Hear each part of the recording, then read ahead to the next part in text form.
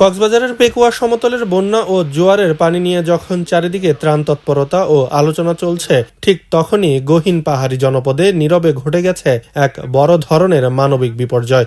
টানা কয়েকদিনের মুষলধারের বর্ষণে পাহাড় ধসে সম্পূর্ণ মাটির নিচে চাপা পড়েছে শত শত কৃষকের শেষ সম্বল ও এক বুক আশার পানের বরজ।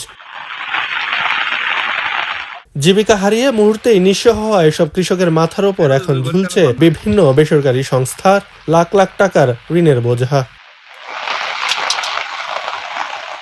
বদিউল আলম ২০ বছর প্রবাস জীবন শেষে দেশে ফিরে এনজিও থেকে ২ লাখ টাকার ঋণ নিয়ে ২০ শতক জমিতে পানের বরজ করে। পাহাড় ধসে তার বরজ দুটি এখন মাটির নিচে সম্পূর্ণ ধ্বংসস্তূপে পরিণত হয়েছে। ২০ বছর কিছু করি না পারি, এটা দেশে তাই বড় বুঝি সব করি দুয়ম বড় দিই দুনো আল্লাহর মাঝে দেখে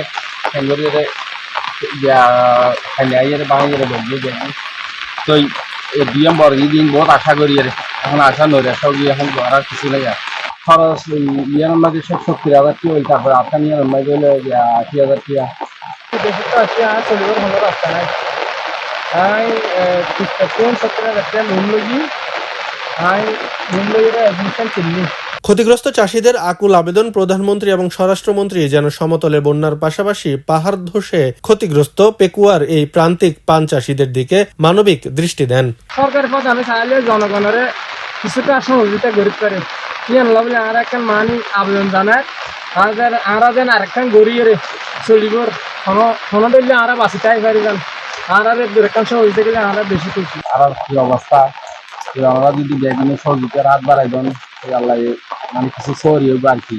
পেকুয়া উপজেলা নির্বাহী কর্মকর্তা রফিকুল ইসলাম বলেন, পাহাড় ধসে ক্ষতিগ্রস্ত পান চাষিদের ক্ষয়ক্ষতি নিরূপণে প্রশাসনের পক্ষ থেকে সরজমিনে পরিদর্শন করে তালিকা প্রস্তুত করা হবে। এরপর তালিকাটি ঊর্ধ্বতন কর্তৃপক্ষের কাছে পাঠানো হবে যাতে ক্ষতিগ্রস্ত চাষিরা সরকারি সহায়তার আওতায় আনা যায়।